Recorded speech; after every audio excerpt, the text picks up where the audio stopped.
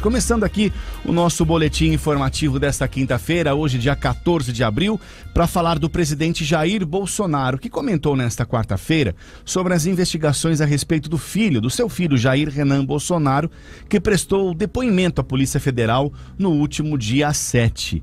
A corporação apura a possível prática dos crimes de tráfico de influência e lavagem de dinheiro. Bolsonaro alegou que o filho vive com a mãe e não sabe dizer se ele está certo ou errado. Abre aspas aí para o Bolsonaro. O moleque tem 24 anos agora. Acho que ninguém conhece ele, vive com a mãe. Há muito tempo está longe de mim, mas recebo ele de vez em quando aqui. Tem a vida dele.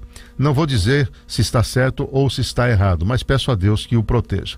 Mas isso é o tempo todo, é 24 horas por dia. Alegou durante o café da manhã com pastores evangélicos no Palácio da Alvorada. Olha, a Bolsonaro Júnior Eventos e Mídias, empresa de Jair Renan, foi criada no fim do ano passado. A produtora que prestava serviços para o governo federal bancou a cobertura de fotos e vídeos na festa de inauguração do empreendimento. A Polícia Federal investiga se a empresa foi criada para promover articulações entre Gramazini Granitos e Mármores Tomazini, grupo empresarial que atua nos setores de mineração e construção, e o ministro do Desenvolvimento Regional, Rogério Marinho. Outro ponto que chamou a atenção dos investigadores foi que o grupo empresarial, que tem interesses junto ao governo federal, presenteou Jair Renan e o empresário Alan Lucena, um dos parceiros comerciais do filho do presidente, com um carro elétrico avaliado em R$90 mil. Bom, se nem o presidente sabe se o menino é inocente ou culpado, quem somos nós? Deixa a Polícia Federal investigar. Muito bem. Você vive com a mãe. Com a mãe? Tem que seguir com a mãe. 6 horas mais 13 minutos, 6h13.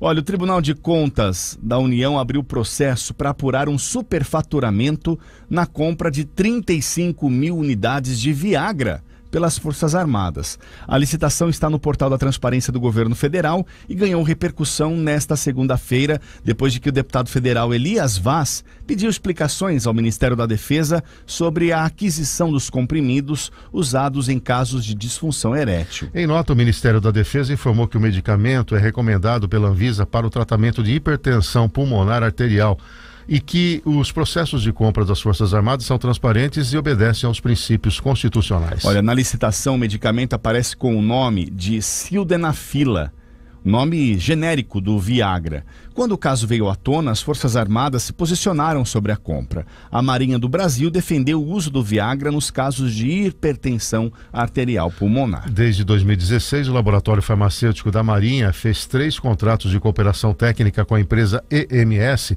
para o fornecimento e transferência de tecnologia para a produção do citrato de sildenafila, princípio ativo do Viagra. O Exército informou que este medicamento é usado em ambiente hospitalar. Olha, o uso do Viagra para tratamento da HPA é recomendado, porém não é a única possibilidade. Em abril deste ano, a Sociedade Brasileira de Pneumologia e Tisiologia divulgou uma nota em que aponta equívocos na proposta de tratamento da Conitec. Bom, são duas avaliações aqui. Primeiro, chama a atenção o fato de ser o Viagra, e aí o jornalista, o deputado e os jornais repercutiram isso, dizendo, nossa, que absurdo comprar. Então, a explicação técnica apesar de ser um medicamento para disfunção erétil, ele tem outras finalidades, e é nesse caso que as Forças Armadas vêm trabalhando, por sinal já é uma prática comum. E o outro caso comprou, ok, precisava, ok, está dentro do preço, é essa a investigação, se houve ou não superfaturamento. Daqui para frente, esse ano, vão ver tudo com lupa, ou seja, o governo vai ser alvo sempre de investigações, porque há uma tentativa, e isso está muito claro, de desqualificar o governo Bolsonaro e desconstruir aquela imagem que o Bolsonaro tenta passar de que o governo dele não tem corrupção, que em 3 anos e meio não aconteceu nenhum caso. Ele sempre vai remeter lá para o último escalão, tá vendo? Nós investigamos. De alguma maneira, os militares que estão com cargo comissionado, ou ex-militares, muitos são civis hoje que estão aposentados, trabalham nos ministérios exatamente para investigar esse tipo de comportamento. Mas há sim um olhar da Força Armada meio muito preocupada com esse monitoramento exagerado. Mexer com Força Armada não é brincadeira, não. De qualquer forma, como cidadão, como pagador de impostos, que tudo venha à tona, e se houver superfaturamento, quem fez isso que seja penalizado. Muito bem, 6 horas mais 16 minutos, esse é o Cidade 360, jornalismo em todos os ângulos. Os pré-candidatos à presidência da República, João Dória e a Simone Tebet, se reuniram na noite desta quarta-feira.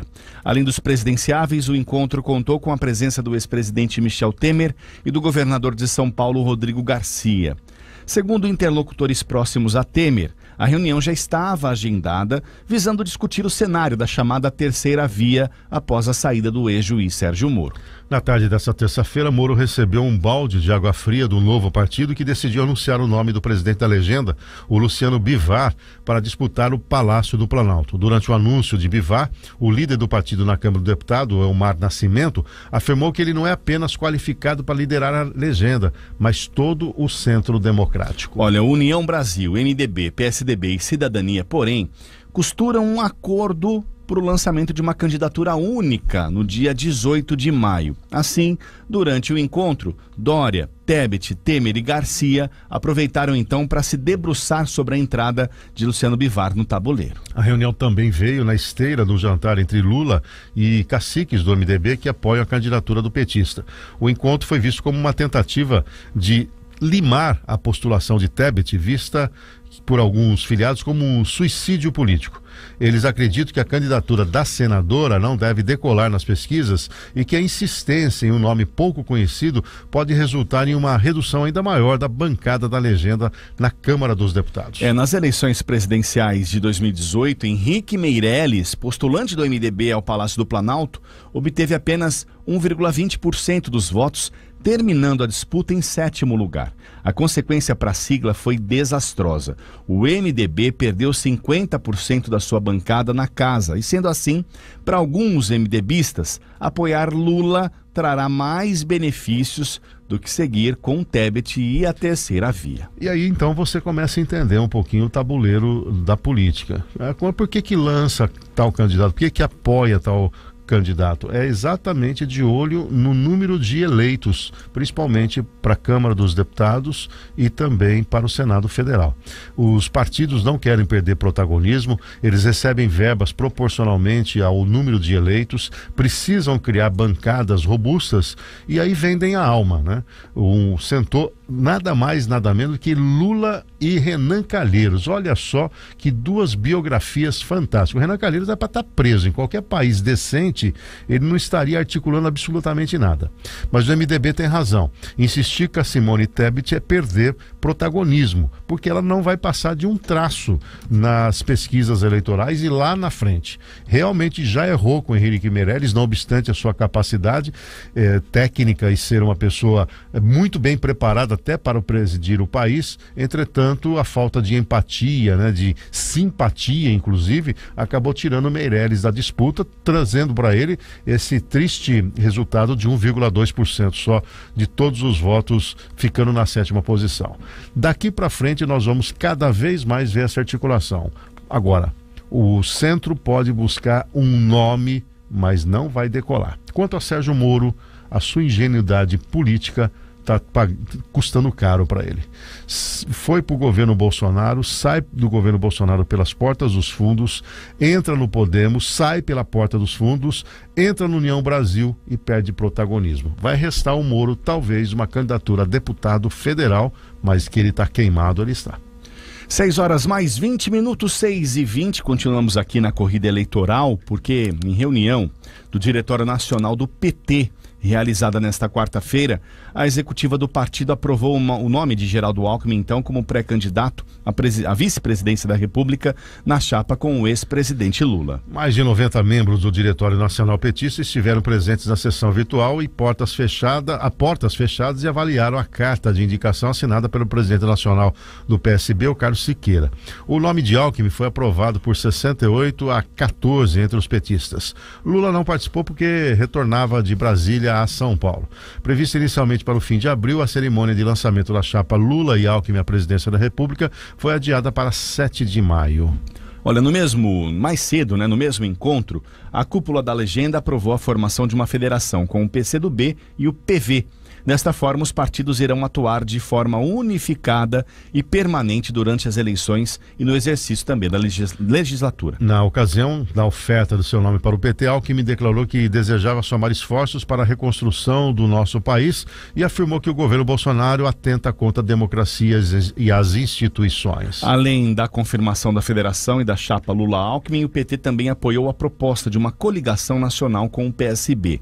Os partidos trabalhavam inicialmente com a ideia de formar uma federação, mas as negociações não avançaram. A chapa Lula-Alckmin deverá ser formalmente oficializada, então, nos dias 4 e 5 de junho, quando o PT fará o seu encontro nacional. Os arranjos políticos continuam. Aqui era para aprovar o nome do Alckmin, era só uma jogadinha de marketing, né? Porque na prática, quem manda no partido é o Lula. Imagina, o Lula vai num evento, apresenta o Alckmin como uma opção, né? Nesse evento de filiação do PSB, fazem discursos juntos, aí o PT não vai aprovar. Quer dizer, o Lula, semelhante a alguns caciques, inclusive que é da nossa região, sempre abafou o surgimento de novas lideranças. Ele quer ser o todo-poderoso. Ele falou, todos seguem. E o Alckmin foi referendado. Quanto à chegada do PCdoB e o PV, esse é até um dos motivos que o deputado federal Rodrigo Agostinho acabou não saindo do PSB e indo para o PV, porque ele ia continuar apoiando